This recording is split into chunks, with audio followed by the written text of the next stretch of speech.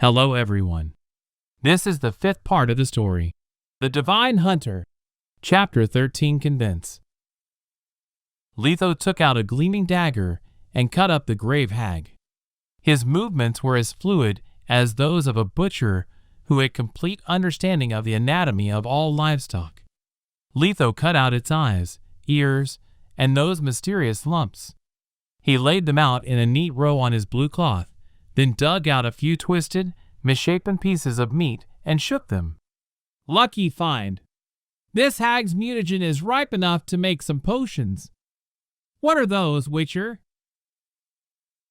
Letho gave Roy silent praise after the boy asked him the question.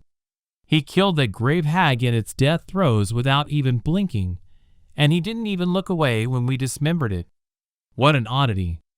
Anyone else would have vomited their stomachs out, including adults. Roy's bravery and courage piqued Letho's interest. This one has potential. Letho pointed at the parts he cut out, telling Roy their names and explaining their use to him patiently. Roy listened in silence, frowning occasionally as he mulled over what the Witchēr told him. Right, Roy. Do you have a family? Letho asked, sounding nonchalant. I'm living with my parents. Letho was disappointed to hear that, and he hastened the dismembering of the grave hag. The gas from Letho's bomb, which had been thrown into the cabin earlier, had dissipated after an hour, and they entered the late gravekeeper's abode. What was once a place humans could comfortably stay in was now an eerie, horrifying hellhole. Filthy mud covered the walls, roof, and floor of the place. Some of it even dripped off the ceiling like glue. The abode, once warm and well lit, was now humid and dark. Here and there, canisters and bizarre containers lay haphazardly. The grave hag seemed to have been making something before it had met its grisly end. The bones of humans and small creatures hung on the mud-caked walls. After Roy saw what was hanging on the innermost wall, he rushed to it. Brandon. Nothing was left of the fat, snotty child who used to pester him about magic tricks, save for his rotten corpse. It was pierced by a black spear, making him a human flag. The eyes on his dried, sunken head were gouged out, leaving 2 gaping holes that stared back at Roy. His mouth was open in fear, and Roy could imagine the terror he'd felt when he was alive. Roy closed his eyes and took a deep breath before taking the corpse down carefully. He hugged it without any feeling of disgust, as if he couldn't smell the stench of mold and rotten meat. I'm sorry.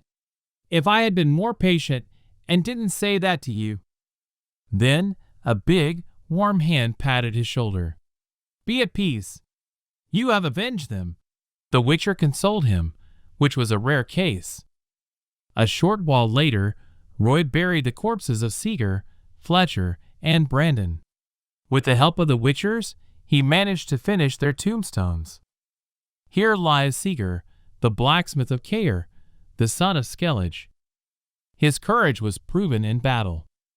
Died September 1260 in a valiant battle against a grave hag. The other grave had 2 names carved on them. Fletcher, butcher of Kaer. A loving father who chose to show but not tell it. Brandon, friend of the rooster slayer, future bard and magician. He shall shine as bright as a star in the kingdom of Melitel. Died September 1260. After laying the dead to rest, Roy went back to the village with the Witchērs. Susie and Moore came up to him in tears, and they insisted on giving him a checkup. The Witchērs brandished the ugly head of the grave hag, showing it to the villagers before taking their reward from the village chief and One-Eyed Jack. The cemetery monster crisis had come to an end with the grave hag's death, but something else happened. Much to the surprise of the villagers, the Witchērs didn't immediately leave after receiving the reward. Instead, they went to the inn and stayed in a room.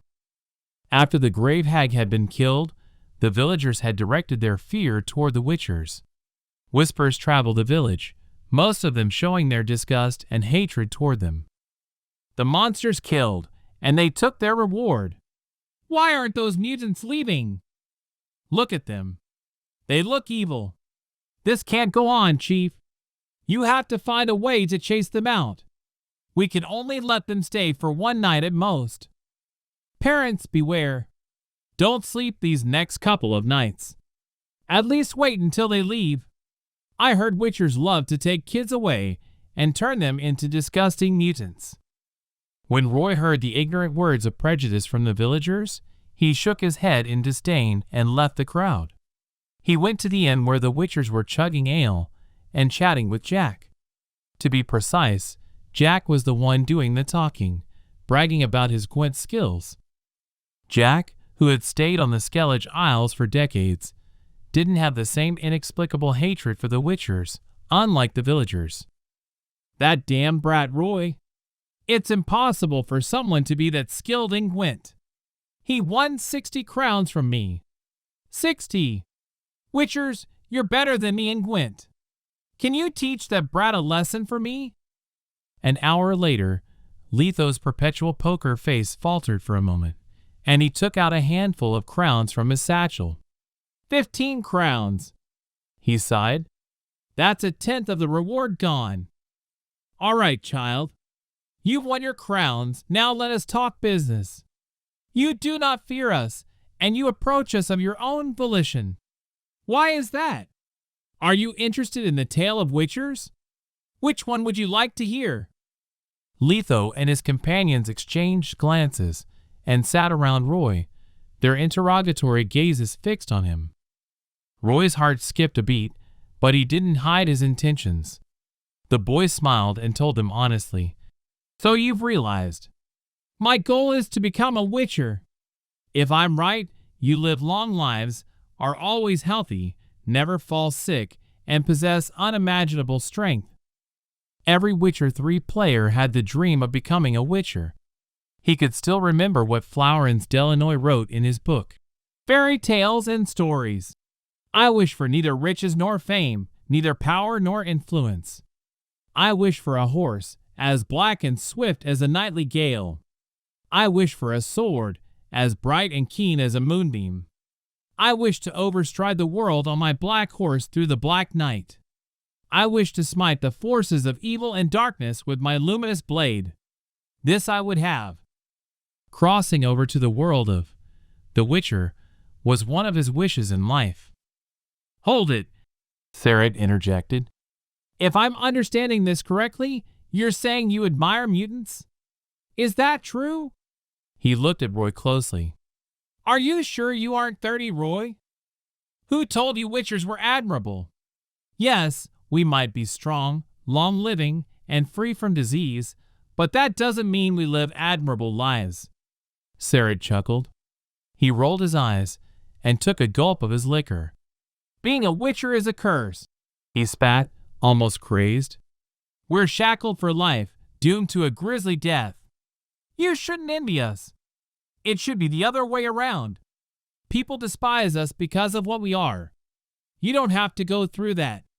Our lives are filled with nothing but hatred and misery. One moment we're living, but the next, we might just be running for our lives. Roy's face stiffened, and he moved backward. He couldn't get used to Sarah's grumpy demeanor, sharp retorts, and facial expressions. It was unbecoming of a witcher. Sarah acted much younger than his age. He's more like Lambert, Gerald's friend. Letho and Ox crossed their arms, keeping silent as Sarah tried to dissuade Roy. Boy, you're a good child, so here's some advice. Stay in the village. Give up on going on adventures and killing monsters. It's not every day someone will defeat the monsters for you so you can take the last hit. Sarah chugged some more liquor. You'll know I'm doing this for your own good once you get married and have a child in a few years. Oh, he thinks I killed the grave hag just to get a taste of adventure? Sarah is right, Letho agreed, but he sounded crestfallen. If you want to be a witcher just because of the strength and monster killing, there is no need for further conversation. This is a path paved with pain, and pleasure is nowhere to be found. You have your own family, so just live your life as a normal human. Take that advice. But at least you can protect yourselves, Roy retorted, unwilling to give up. Before this, the only way he could have gained EXP was by taking great risks. But now, he was shown a more professional, comprehensive, and effective way to gain power. Roy felt the need to grab that chance, because he wouldn't get another. He could also see the Witchers hesitating. If I'm stronger than an average human, I won't become prey to things like that monster. At least, I won't get dismembered like my friend and mentor were. Don't worry about it. I've been in the Witcher business for years, and I can tell you this for sure. Ox downed his beer and let out a hearty laugh. Those monsters are going to thin out quickly, unless the conjunction of the spheres happens again. If it does, we'll have a monster crisis on our hands. If not, most monsters won't come to hunt in Kaer. Your village is going to enjoy many years of peace from now on. There is no reason to worry.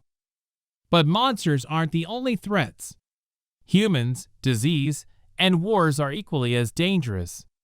Roy's retort quieted the Witchers. A long while later, Sarah mocked, You're one peculiar child. What's even in that head of yours? You're certainly acting older than your age, and by a lot, and you were showing bizarre signs in the cemetery. Are you a paranoid person?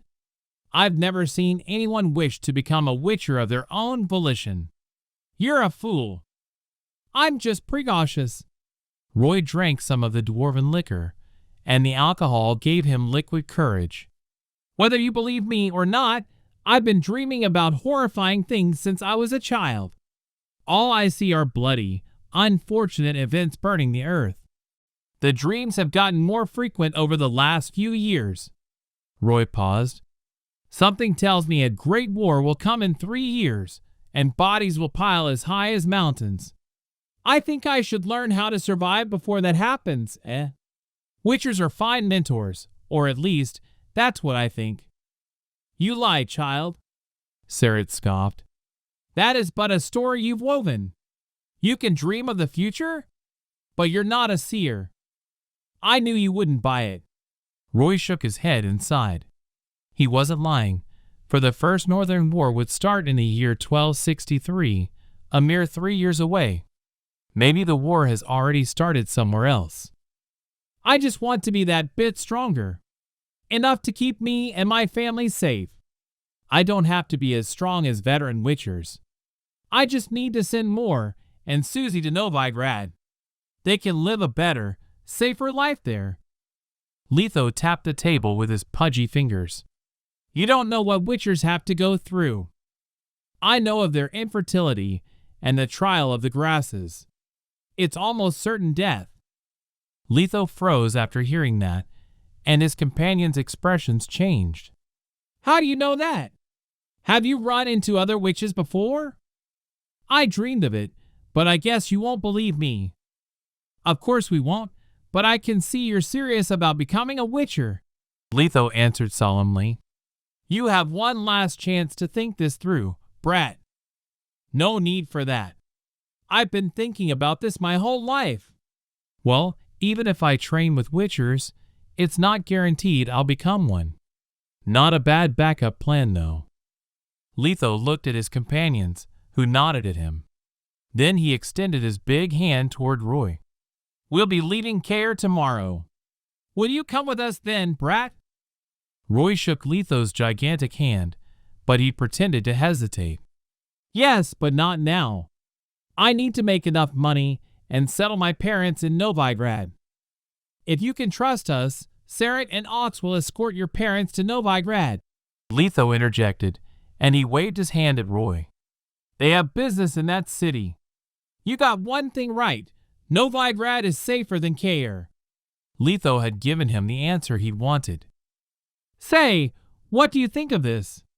Since Roy was going to be a trainee, Sarah changed his attitude toward him. He held the viper necklace up and told Roy in earnest, Ox and I will set up a booth in Novigrad for your parents. They can open a business there and settle down faster. By the name of the Viper School, we promise you that. That's just what I need. Roy observed the brothers closely and heaved a sigh of relief after seeing that they weren't lying. That was the best outcome he could hope for. But you'll be spending a lot of crowns by helping me. Letho shrugged, dismissing Roy's worries. No amount of crowns is more important than a great disciple for the Viper School. To tell you the truth, it's been 20 years since we've had any new recruits. No recruits, no deaths. And you performed well back in the cemetery. You're the only child I've seen approach a Witcher of his own volition, and you're persistent. You might have a better chance of passing the trial. Yes, you're not the youngest, but it's better than nothing. Chapter 14, The Journey Begins. Roy agreed to Letho's invitation. Being a Witcher was not a bad choice for him, for he hadn't discovered any talent for being a mage. Everything went mostly according to plan. The only deviation was instead of going to the familiar wolf school, Roy was going to the Viper School, a school that was almost gone from history, and one that was known for its assassinations, poisons, and witchers who used short swords. But Roy couldn't let the opportunity slip away. Staying in this remote village would hamper his growth. The village would have to face the Nilfgaardian invasion in the near future, and they might have to fend off new monsters. There were too many untold dangers if he stayed there. Even if he trained for just 3 years, with a veteran Witcher like Letho, Roy could grow stronger by leaps and bounds, and he could learn about the trade of Witchers. If he managed to pass the trial of the grasses, his strength would spike. So what if I become sterile? Roy had never thought about having kids, even in his old world, let alone this new one. Convincing his parents to move to Novigrad hadn't been a difficult task. They weren't even 40 years old, and they looked forward to the big city life. They had no attachment to the village, unlike the elderly, though they were still nervous. It was rare to have a Witcher promise their mentorship, but Roy had a problem. His parents objected to him leaving their side. Roy wasn't even 14. Even though children in medieval society grew up faster, no 14-year-old would leave their parents. The teens relied on them for survival, and no parent would want their child to risk their lives training with Witchers. Roy had to make up a lie. Dad, Susie, I'm just a trainee, and I'm not going to get into any battles. Think of me as his assistant, like how I was when I worked for Uncle Fletcher. The job's different, though. Witchers have lousy money management skills, and they don't know how to spend the money from their bounty. Most of the time, they use up all the crowns they earn in a year in a few days. At least Roy wasn't lying about that part. Most Witchers knew nothing about money management. Risking their lives for a living drilled the need for instant gratification into them. The moment they made money from requests, most would spend it on ale, brothels, or Gwent. Regular maintenance of their gear and the purchasing of alchemy materials cost many crowns, and most Witchers lived request to request. Gerald of Rivia was one of them. Sometimes, he even needed his friends to help him pay off some of his bills. I'm just going to manage his accounts. Think of me as a banker in Vivaldi's bank, and we won't be separated for too long. I'll come to Novigrad to visit. I promise. You're lying, Roy, my boy. Since you were a babe, you never even learned how to read. How are you supposed to know how to count? Susie and Moore didn't believe Roy until he showed them some basic math formulas. Of course, that was thanks to Luo Yi. Everyone was dumbfounded at the calculations, including the Witchers. Susie and Moore couldn't refuse their son anymore, so they bought into his lie, and they cried at the thought of separation. They spent a day packing all the valuables from their house, which only amounted to a few sets of clothes. They had to leave the land behind, because it wasn't theirs to possess. And then off to Novigrad they went, with the Witchers escorting them.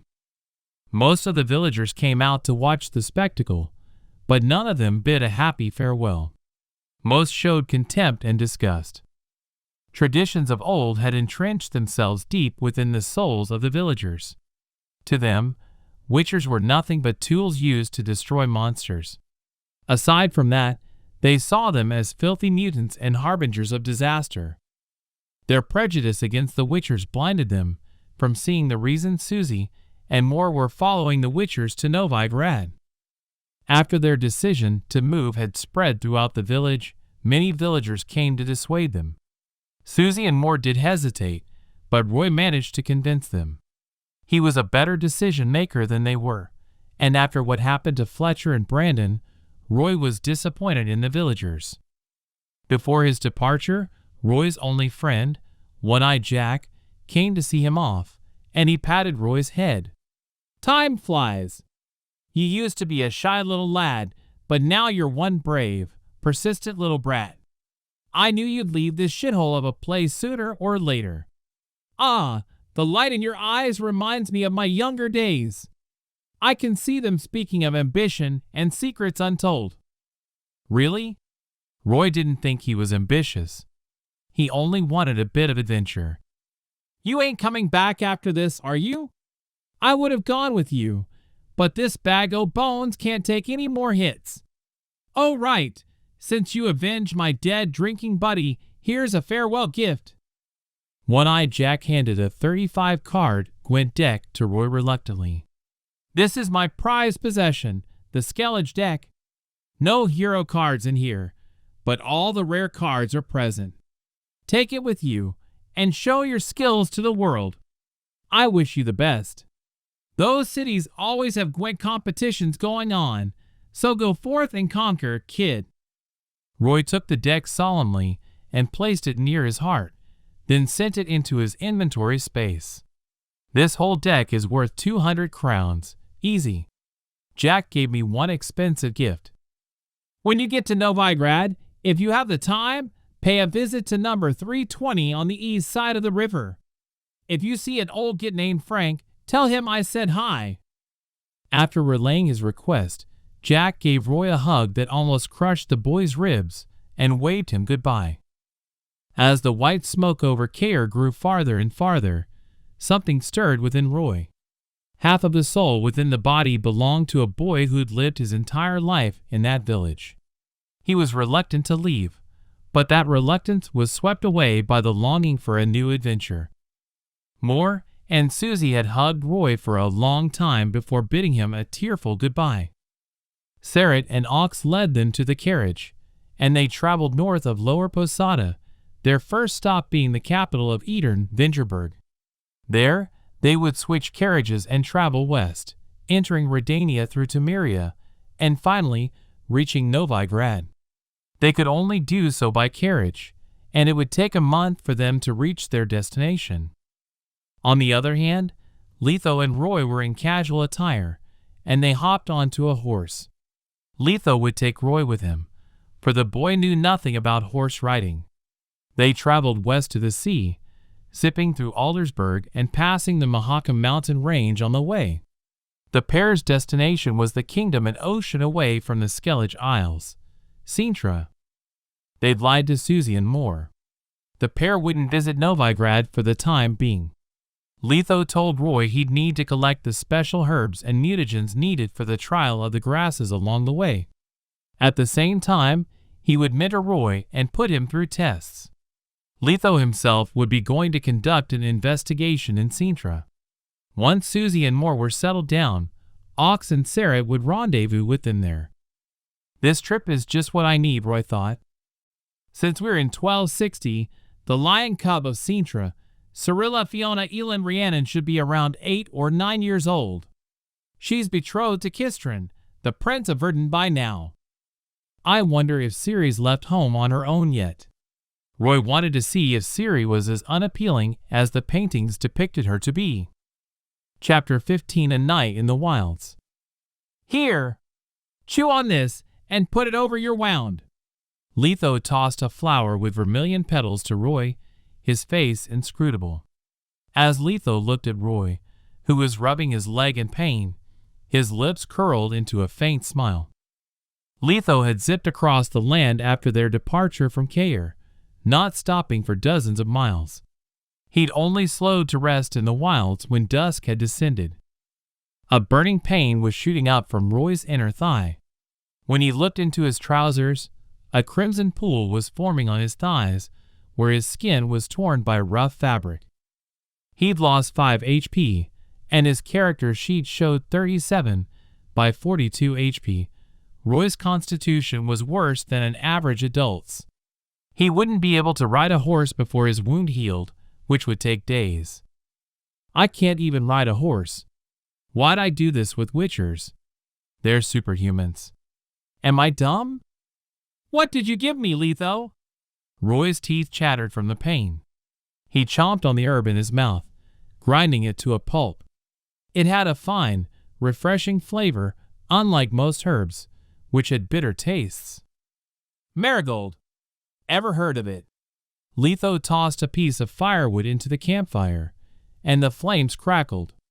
Kills the pain and prevents infection.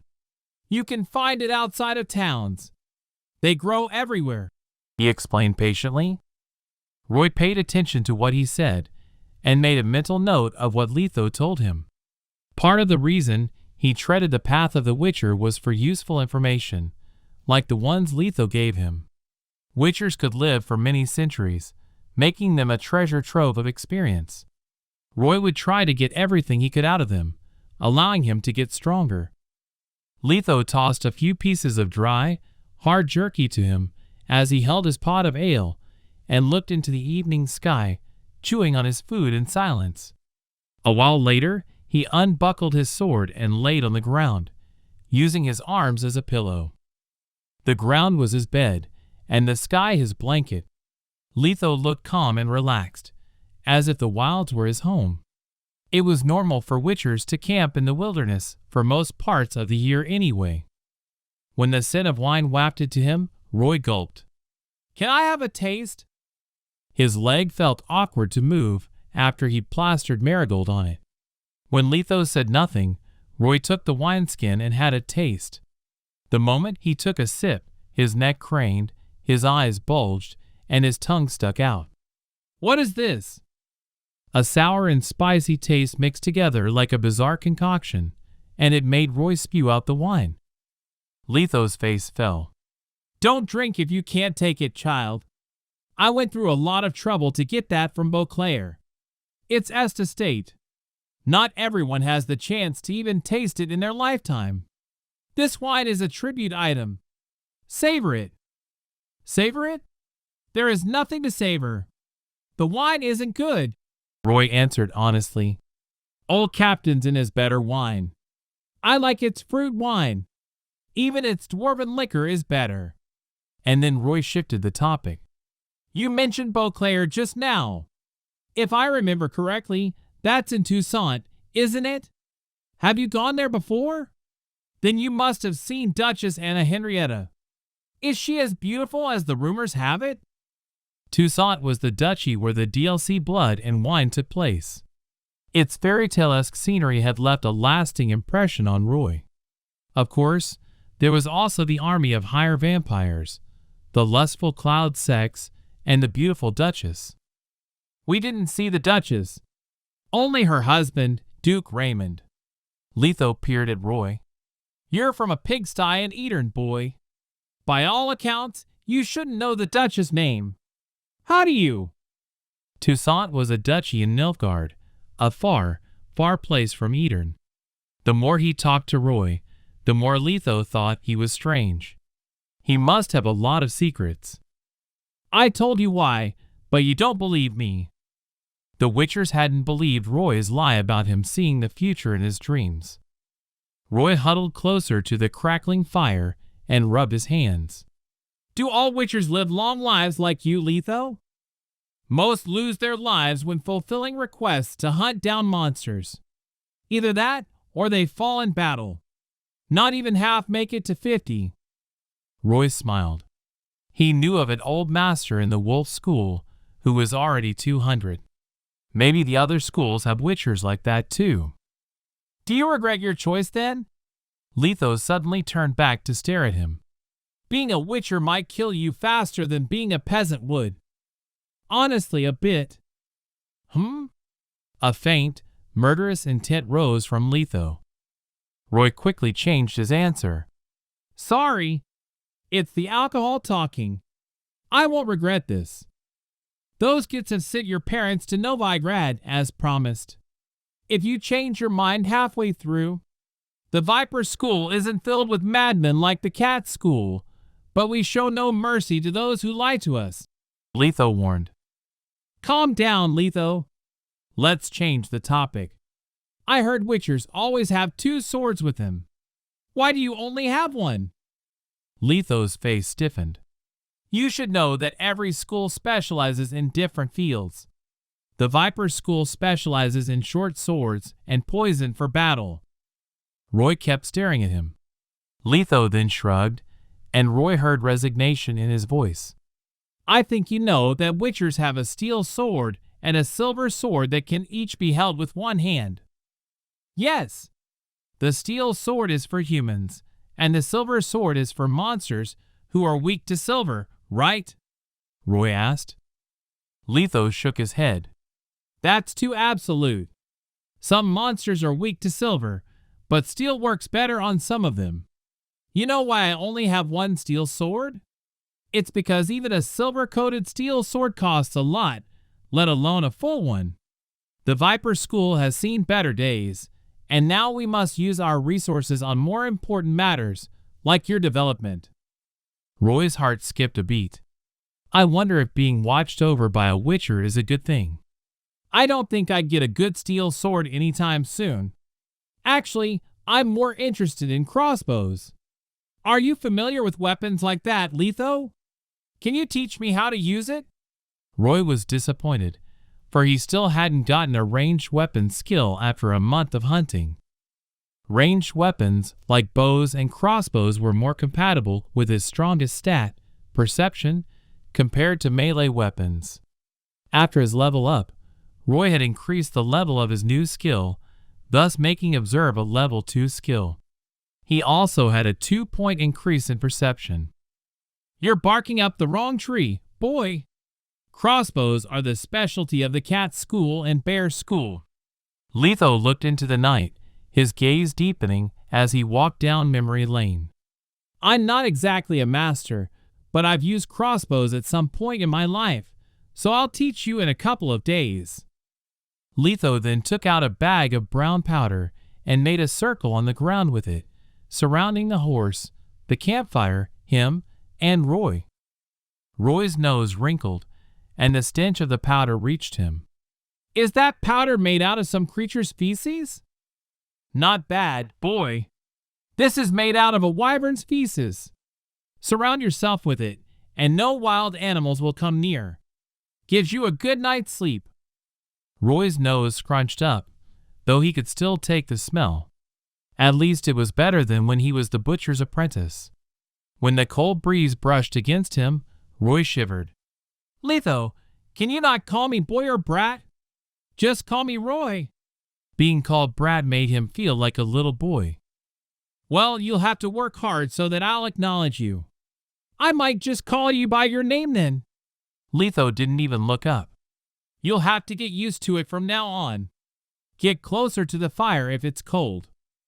Once Roy had huddled closer to the fire, Letho said, Now it's time for your first Witcher lesson, boy. Less talking, more thinking. Never show your weakness to anyone, not even the people closest to you. Shoo! Letho suddenly put his index finger against his lips, demanding Roy to be silent. He obliged, though he listened closely to his surroundings. A wolf's howl reached them from afar, and pairs of ghastly green eyes appeared around the camp. Roy held his breath as he loaded his crossbow in silence. The eyes swayed in the air, and they stared at the campfire, but they didn't move closer, as if stopped by some invisible force. Letho drew the Axii sign near his horse, calming the whining, disquieted animal down. The wolves only howled for a short while, and they didn't come near them. In the end, they returned to the darkness, whimpering in fear. Wyvern's feces do come in handy, Roy mumbled to himself. With Litho protecting him, and the wyvern's feces keeping the beasts away, Roy could gain EXP quickly in the wilds if he used his advantages to the fullest. They were in a place where beasts were at least 10 times more numerous than they were in the woods around Kaer. I can get a lot of EXP here, and I have some meat and anesthetic left. Look here, boy, Litho commanded, and Roy looked back reflexively. All he saw was an inverted triangle, and an overwhelming sleepiness assailed Roy. He closed his eyes and became oblivious to everything around him. Axiai's effect lingered for a while, and Litho mumbled many things to the hypnotized boy. Roy thought he'd heard Litho say something, but the wind blew everything away. Then Litho heaved a sigh of relief and dispelled Axiai. He cracked his fingers and massaged the boy who had fallen asleep. Litho gazed at the young boy, and his expression softened. When was the last time I took a disciple in? 30 years ago? Shame that kid couldn't even get past the first round of the trial. Will this mysterious brat have better luck? This marks the end of part 5 of the story, The Divine Hunter. Thank you for listening. Please like the video and hit the subscribe button to listen more. Hit the bell icon to get notified of all the new content uploaded to the channel ASAP.